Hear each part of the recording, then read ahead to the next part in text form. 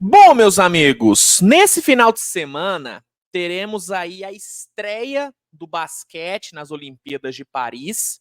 Eu acho que todo fã de basquete não vê a hora de começar logo os jogos. Eu, pelo menos, estou muito ansioso, estou muito animado para essa edição. A minha expectativa está bem alta para essa Olimpíada.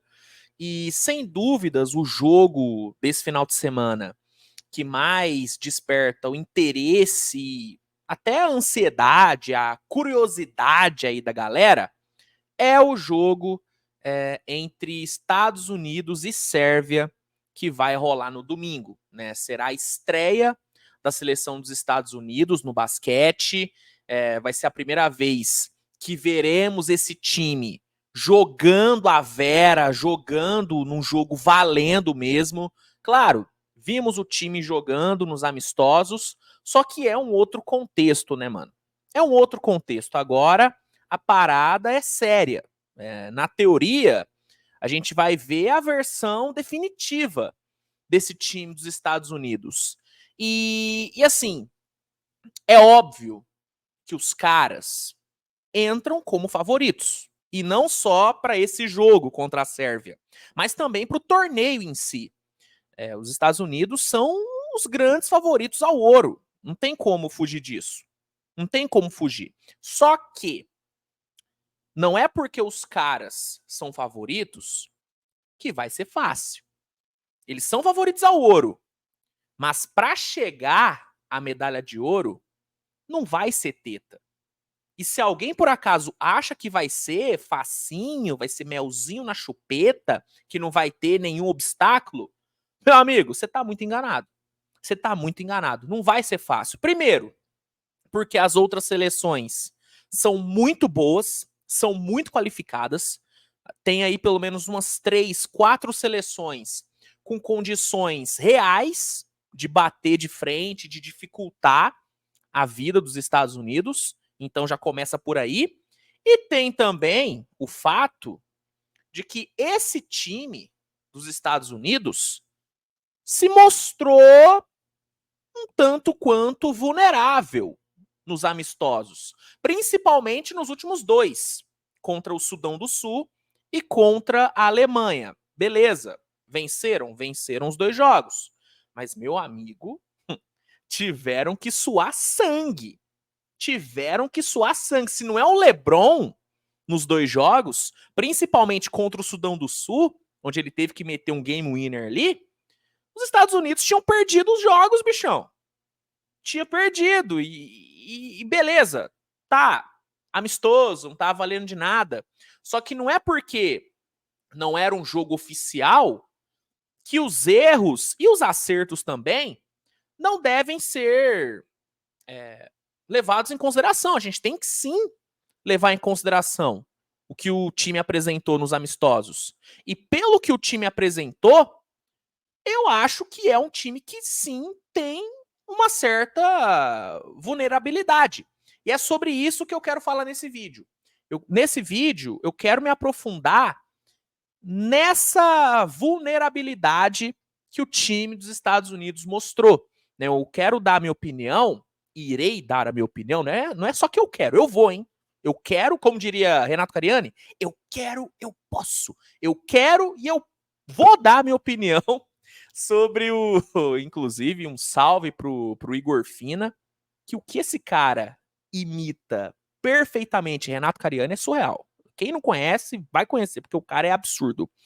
Enfim, eu quero, eu posso e eu irei dar a minha opinião sobre alguns problemas que eu enxerguei nesse time dos Estados Unidos nos amistosos. E são problemas e são pontos vulneráveis que podem sim ser explorados e podem sim dificultar o caminho da seleção dos Estados Unidos rumo ao ouro olímpico em Paris. Tá bom? Então, é sobre isso que eu vou falar nesse vídeo. Antes, só peço para que você deixe seu like, que é importante, se inscreva no canal e vamos lá. O primeiro problema que eu enxergo nesse time, e talvez seja taticamente o maior dos problemas, é a falta de movimentação do ataque dos Estados Unidos. É um sistema ofensivo que meio que se baseia em jogadas de mano a mano, sabe? É um time que não mostrou muito repertório em meia quadra. E sinceramente, eu esperava ver mais desse time no ataque. Principalmente pelo fato de ser o Steve Kerr, o treinador, e pelo fato do Steve Kerr ter à sua disposição alguns dos maiores QIs de basquete da história do jogo. Pô, o cara tem ali no time titular, LeBron James e Stephen Curry. Sim, são dois caras absurdamente inteligentes. Então, eu esperava que essa união, Steve Kerr, Curry e LeBron, principalmente, Kevin Durant também, mas é que o Kevin Durant não jogou, então, né, ele tá fora dessa equação. Mas eu esperava que essa junção, que esses três conseguissem fazer com que esse time, sabe, mostrasse mais no ataque, mostrasse mais repertório mesmo. Óbvio, teve alguns momentos, algumas jogadas onde o time, pô, conseguiu trabalhar a bola, conseguiu se movimentar bem sem a bola, conseguiu executar alguns bloqueios fora da bola, que, pô, foi interessante, foi legal de ver. Mas na maioria das posses ofensivas desse time, em situações de meia quadra, foi, irmão, isolation, mano a mano do LeBron, mano a mano do Curry, mano a mano do Booker, jogadas do Embiid ali no post, foi isso. E eu achei isso muito pouco. E no basquete FIBA, não dá para você viver de jogadas de mano a mano. Não dá. Você precisa de movimentação. Você precisa balançar a defesa adversária. Ainda mais pelo fato de que no basquete FIBA, você pode ficar dentro do garrafão o tempo que você quiser. Então, se você não movimentar a defesa, se você não balançar a defesa com bola girando e muita movimentação sem bola, irmão, você não vai conseguir. Vai chegar uma hora que você vai bater num teto e você não vai conseguir mais produzir. Entendeu? Então, essa falta de movimentação do ataque em meia quadra, na transição, eu gostei do que eu vi do time dos Estados Unidos. Eu acho que em transição, em situações de contra-ataque, de quadra aberta, os caras estão muito bem. Por quê? Porque aí é total físico e talento dos caras. Entendeu? Mas quando o time precisa de um trabalho melhor de bola, precisa de um trabalho melhor sem bola também, um trabalho off-ball melhor, esse time não mostrou muita coisa, não mostrou muito repertório. Então, essa questão da falta de movimentação do ataque, esse sistema ofensivo meio. Duro usar essa palavra, mas meio limitado, é um problema que eu enxerguei. E eu acho que no contexto de Olimpíada, de competição, isso pode ser um problema. Por quê? As defesas vão estar prontas para isso. E assim, eles vão enfrentar defesas fortes, defesas boas.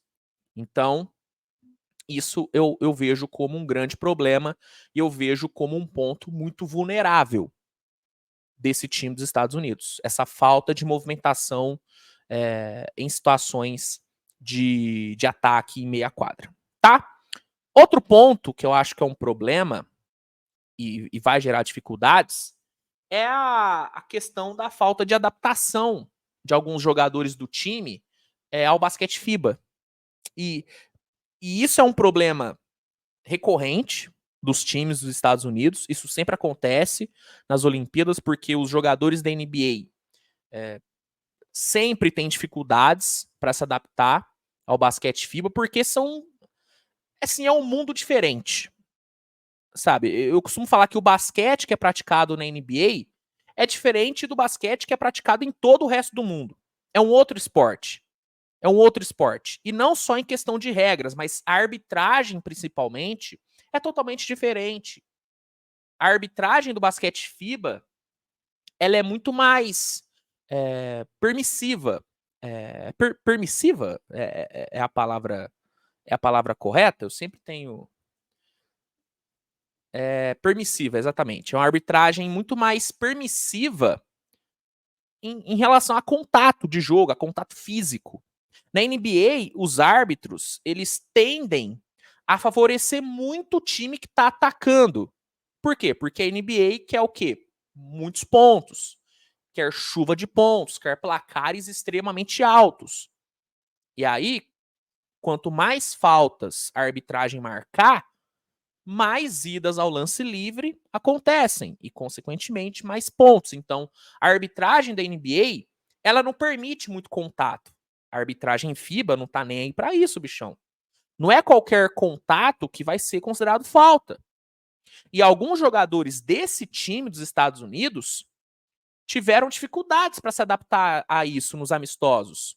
Eu acho que os dois que mais sentiram essa mudança da arbitragem foi o Embiid. Cara, teve um lance, o jogo contra a Sérvia, que o Embiid tentou cavar uma falta em cima do Jokic, que na NBA, com certeza, seria marcada a falta. Só que no basquete FIBA, jamais seria marcado falta. Esse negócio do Embiid pegar a bola e já tentar e se jogar em cima do marcador, isso não vai ser falta no basquete FIBA. Não vai ser falta. E o Embiid, ele tem uma. Acho que é uma parada enraizada na cabeça dele, que a primeira decisão, o primeiro movimento que ele tenta quando ele recebe a bola no post é cavar a falta. É a primeira coisa. Ele pegou a bola, já vou tentar cavar a falta. Sabe, é algo que tá na cabeça dele. Por quê? Porque na NBA é falta. Ele vai pro lance livre. Ele vai pontuar. Entendeu? Então o Embiid, ele teve. Ficou muito nítido que ele está tendo muita dificuldade para se adaptar à arbitragem. Pra, tipo, desbloquear essa parada na cabeça dele de que qualquer contatinho vai ser falta. O Embiid teve dificuldade nisso. O Tatum, apesar dele ter jogado em Tóquio, Tatum estava em Tóquio, né, se eu não me engano. Eu senti que ele teve uma dificuldade também. Ele ficava reclamando de algumas faltinhas ali, que, irmão, no basquete FIBA nunca que vai ser falta. Nunca que vai ser falta. O próprio LeBron, às vezes, o LeBron é um cara cascudo, pô. 4 Olimpíadas, ele vai pra 4ª Olimpíada. Ele mesmo, o Curry também é a mesma coisa. Então, eu acho que essa questão da adaptação, principalmente a arbitragem do basquete FIBA, é algo que vai pegar os caras. É algo que vai pegar os caras, principalmente o Embiid. Principalmente o Embiid. Então, esse é um outro ponto, esse é um outro problema que eu enxerguei.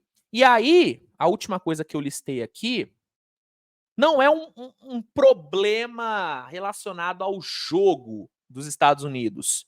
Já é algo que já é algo mais dos outros. Vou explicar.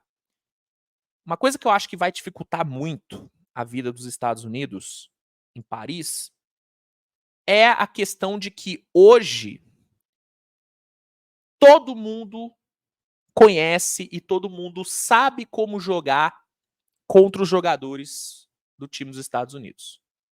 Sabe por quê? Porque o basquete, isso eu falo sempre, o basquete está mais globalizado do que nunca, irmão. Você quer um número bizarro? Sabe quantos jogadores da NBA o Dream Team de 92 encarou em Barcelona? 9. 9 jogadores da NBA. Sabe quantos jogadores da NBA esse time de 2024 vai enfrentar? 61. 61 jogadores da NBA. 61 jogadores da NBA fora dos Estados Unidos. É uma diferença muito grande. É uma diferença muito grande. E isso é uma dificuldade para os Estados Unidos. Porque quando o adversário conhece os seus jogadores e sabe como jogar contra eles, é muito mais difícil você surpreender os caras. Em 92, por exemplo, a maioria dos jogadores não sabiam nem como que era a sensação de estar na mesma quadra do Michael Jordan, do Magic Johnson. Os caras não sabiam qual que era a sensação.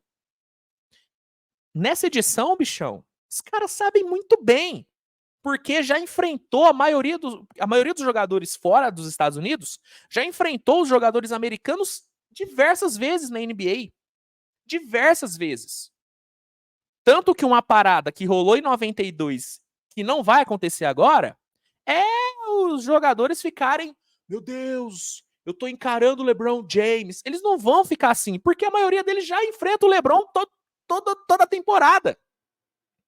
E isso é uma dificuldade. Não é um problema do time dos Estados Unidos, mas é um problema para o time dos Estados Unidos.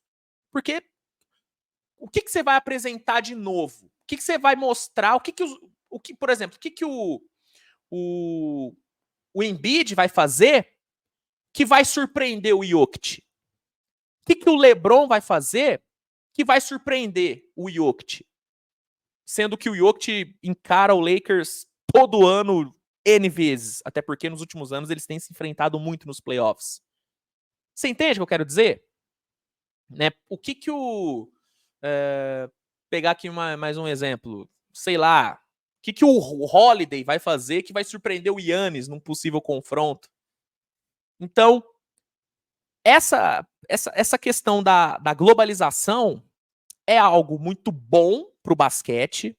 É muito bom que o basquete esteja globalizado, é bom para a modalidade, mas para o time dos Estados Unidos em si, não é muito bom.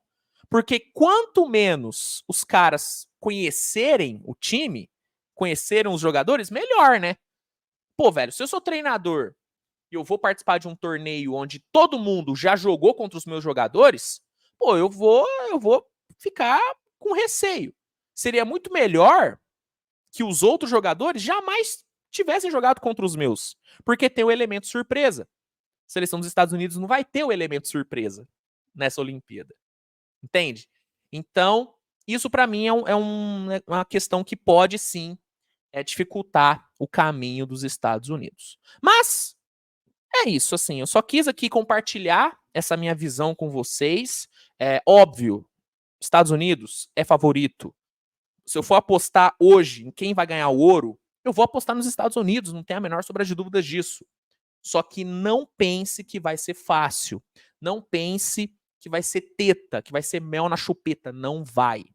Não vai. Primeiro, porque as outras seleções são muito boas, os caras conhecem os jogadores dos Estados Unidos, tá? Sabem como jogar contra eles, e a seleção dos Estados Unidos tem suas vulnerabilidades, tem os seus pontos desfavoráveis, vulneráveis. E esses pontos serão sim explorados. Não tem a menor sombra de dúvidas disso. Então, esse é só algo que vocês precisam entender. Enfim. É isso. Concorda com os problemas que eu listei? Discorda? Acha que eu tô enxergando coisa onde não tem? Manda aí nos comentários. Se gostou, deixa o like, se inscreve no canal. E é isso, tá bom? A gente se vê no decorrer do dia com mais conteúdo. Grande abraço e tchau, tchau.